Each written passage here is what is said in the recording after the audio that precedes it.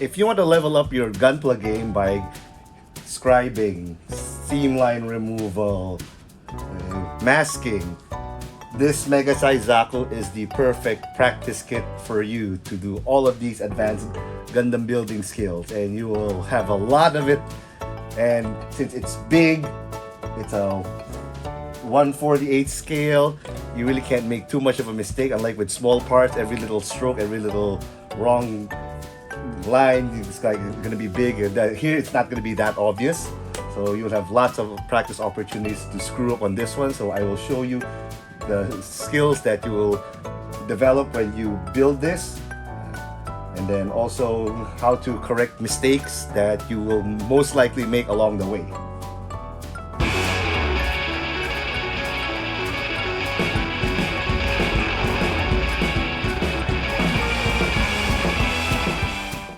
Well, let's open it up and see what we're dealing with. The parts are big. See? That's the thigh part right there. It's thigh armor, that's the head. This is where you're gonna have either the most frustration or the most fun when you want to do seamline removal. Are these pipes here? They come in two halves like this one, so when you join them together, the seamline is visible there and smack dab in the middle. So I will teach you how to remove that. So we will be learning three things. We will be learning seamline removal, especially like I said, on this hard part, on this hard to get part here. We will also get seamline removal on this one, the leg part here. We will do a very big seamline removal here. You will also learn scribing. What we're going to do here is not really scribe too many designs, but we will re-scribe the existing design, and we can probably do a few of new scribe lines as well. And then the last one is masking. So let's cut out the parts that we need to do, and I'll show you how to do it.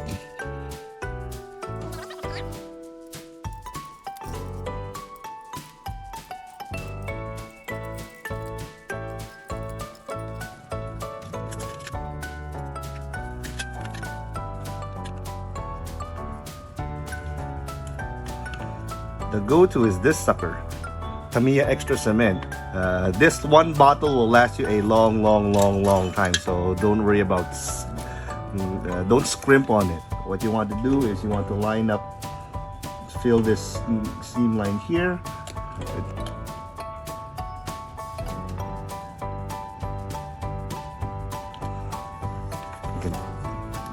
Did it? No, well, not in a few seconds. Press it already. You can press it like that, so it will join together here in the front. You can see it will ooze out a little bit.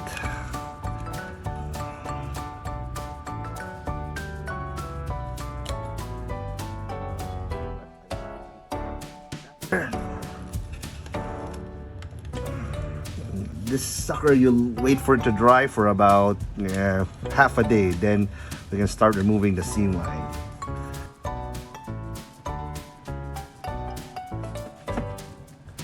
This is after a few hours, and the Tamiya cement has set. It's hard already, and most people would recommend that you use a file to like this one, so you file away like this. No, this is not the best tool for that one. Some people recommend you use a sandpaper, but that's not a lot of control either. The best way to remove a big seam line like this on the leg is to use a flat chisel like this one. This is nothing special. It's not hobby specific. This is basically this type hobby chisel at any shopping site that you have. It usually comes in a set of 6, so it comes with a flat, a V, a curve, and a few others, and a slanted one. So what you do is take this and scrape in the middle.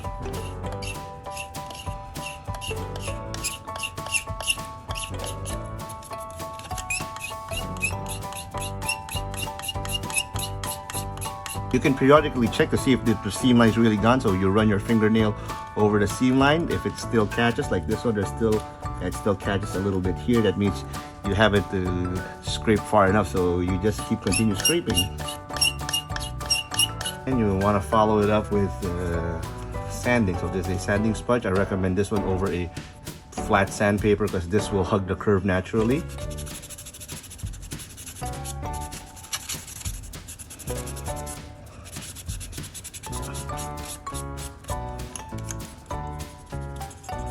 Okay. Now it's the same process that we will do it for here in the middle. So just carefully scrape it again, like so.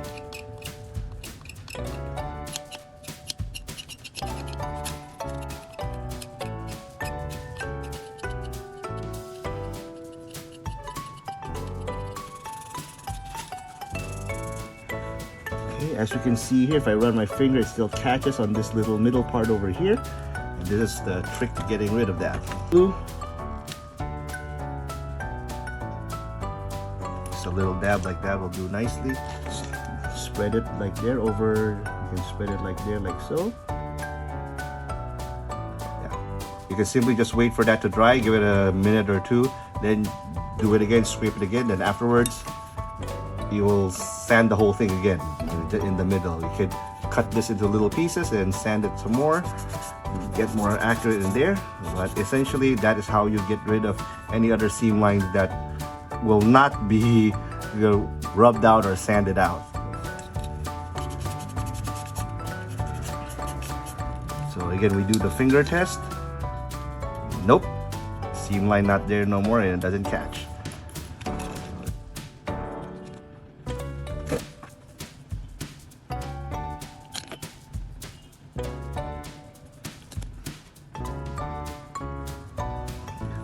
Then we have something like this. This is quite annoying.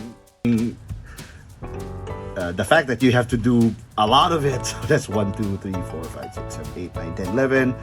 Multiplied by 2, 22. Multiplied by 2, 44. Because there's 2 of it. And then not to mention the power pipes also for the backpack to the waist. And then the power pipes on the legs. The best method I found for doing this is to take a metal file like this, very sharp one, preferably new. They're not that expensive. You basically want to define this line, so when you sand this part away to the seam line, it will not rub into, it will not destroy this detail. Take this one and follow the edge. And you want more of it, probably go all the way to the halfway mark, to be able to define it.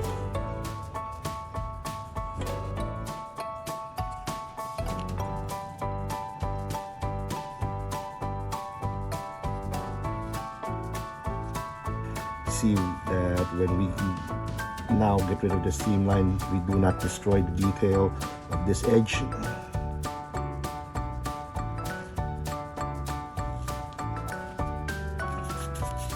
With a high enough grit, you don't even need to sand the seam here. Just go over this one, go over it like so, and there's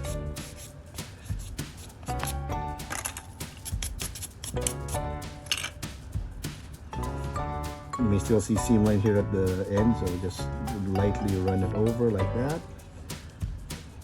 Slightly run it over. And if you want to refine the edge a little bit more, you can keep running it over. You can run it all the way to the back, since you're going to do the back anyway.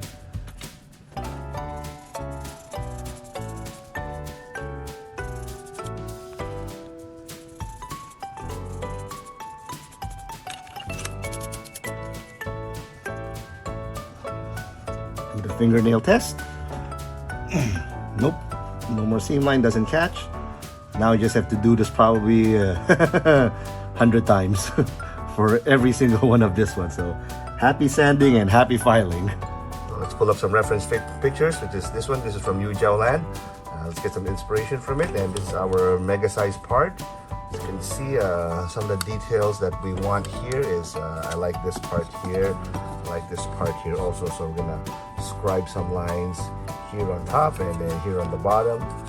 As you can see here, this one is a bit not in the middle of the seam also, so we will rescribe that. The secret to scribing is actually not the tip itself, but the handle. My recommendation is you buy a scriber with a big fat aluminum handle. This is mad works, but you could use steady also, and you basically let the weight of the tool do the work for you. So the initial scribe is going to be like that light. Just let the thing glide, and as you have a few more that you can establish, then you can do it deeper. There. And this is a nice opportunity to can deepen these scribe lines also. Again, let the tool do the work for you. We can start with the simplest thing. You start to scribe a single line over here, and yes, this is vital. Every single scribing video you see on YouTube uses this. This is a transparent scribing tape. I've seen some posts that say, oh, if you want to save a few bucks, use Dymo tape. No, don't bother using that thing. That thing sucks. You buy this, which is purposely made for scribing, and you can see where you're putting the line in. So you cut it like this, and you use a tweezer. Tweezer to line it up there. You use a tweezer to line it up there. Just follow the existing line like that, and you should be able to scribe the line over there very easily. Since this is a mega size and this line doesn't look really too correct with all the other panel line hatches, so we can add another tape here to make it thicker.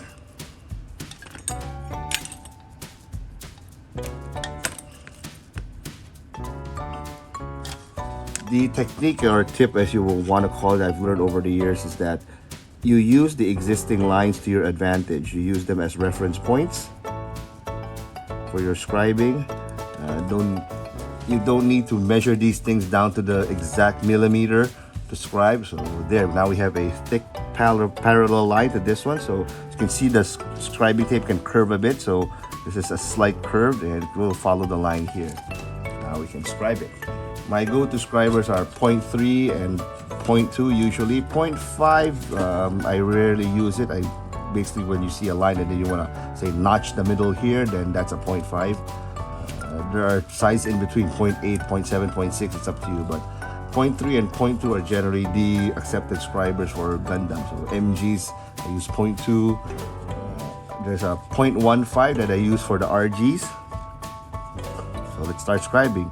And again, the way that you do it is, for the first initial pass here, you just just gently line it like so. Don't put any pressure on the tip, just go over it. As you can see, the weight of the tool will do the work. You can see plastic starting to flake off like that.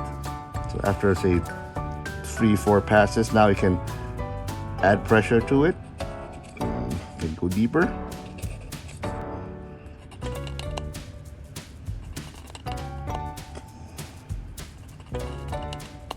In less than a minute, you have added a nice scribe line over there. Now we're gonna do this part here where there's a curve. I'm not sure if you can still buy this stuff because I still have a lot. This is a Tamiya curve tape, which you can curve. It's not as stiff as the transparent one, but it'll do.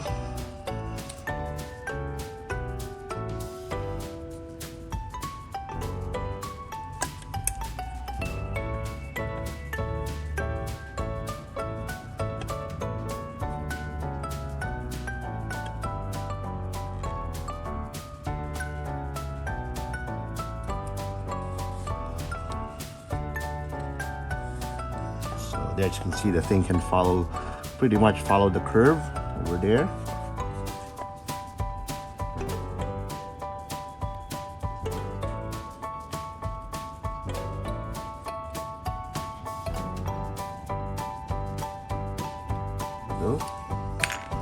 And same as before.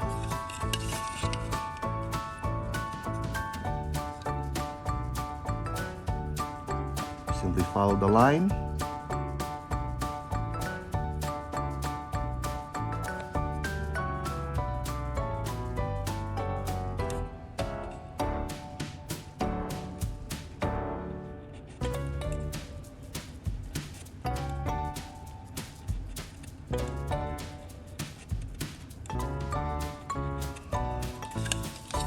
I think we got it thick enough so we can put some pressure on now.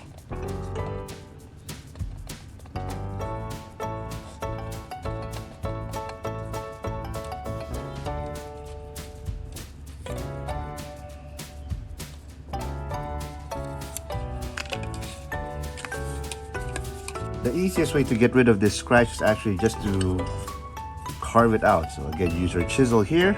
There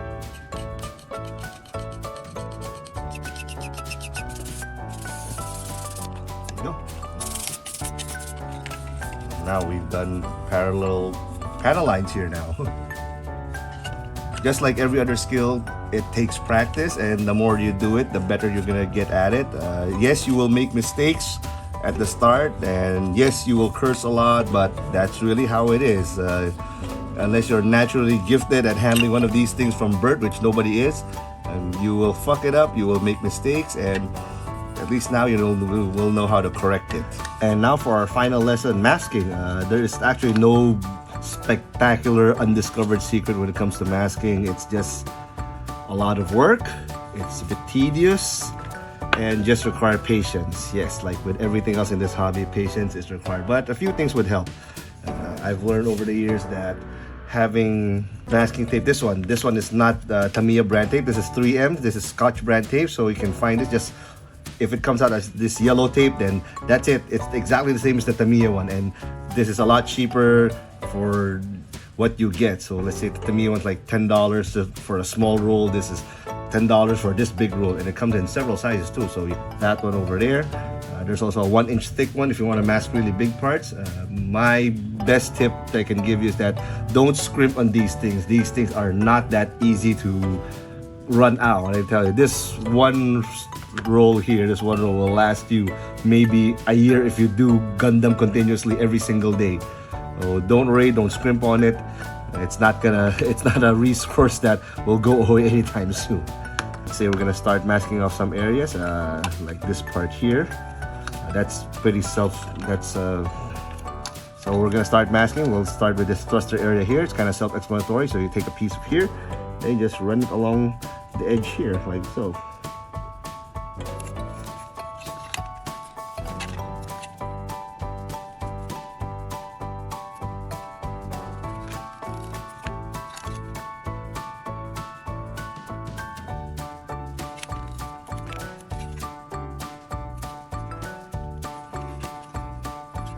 As you can see here, there's a little bit of part here and a little bit part there where the tape hasn't reached. So what we do is we just, well, I've already laid out here from previous builds, simply cut it apart like so. Cut strips, small strips.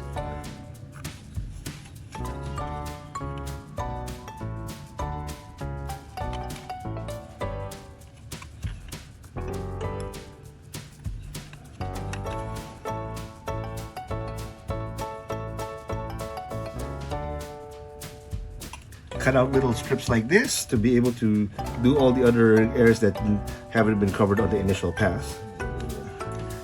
And let's say you want to mask this part here. There's two ways of going about it. If you want to mask the outside, you do the same thing, outline. But if you want to mask the inside, one of the easiest ways is to just cover this part here. In one blow, you can cover it like so.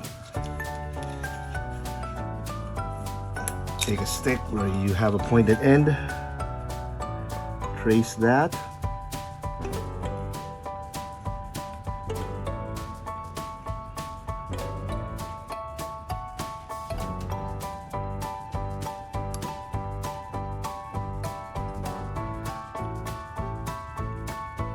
give it another pass just to make sure that all the corners have been cut. Remove the rest of it, and it should remove nice and cleanly. Ta-da! So you've just masked it right there. That's basically just what masking is. There's no big secret, no big wow technique. Just it. And if you want to mask circular stuff, let's say you still want to mask the inside of that, and you really want to be detail oriented, the easiest way to go about it is to have this thing. It's over there. Take your knife, trace it out.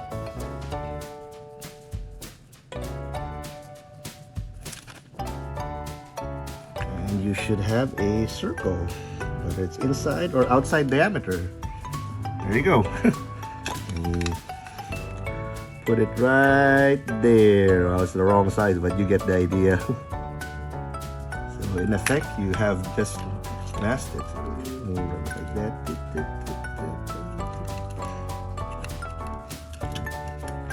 So in this one piece, we've learned 3 skills. So again, we have seamline removal, we have scribing over here, and then we have masking. These are the same basic skills all throughout any of your Gunpla builds. It's just a matter of, again, practice, patience, and perseverance.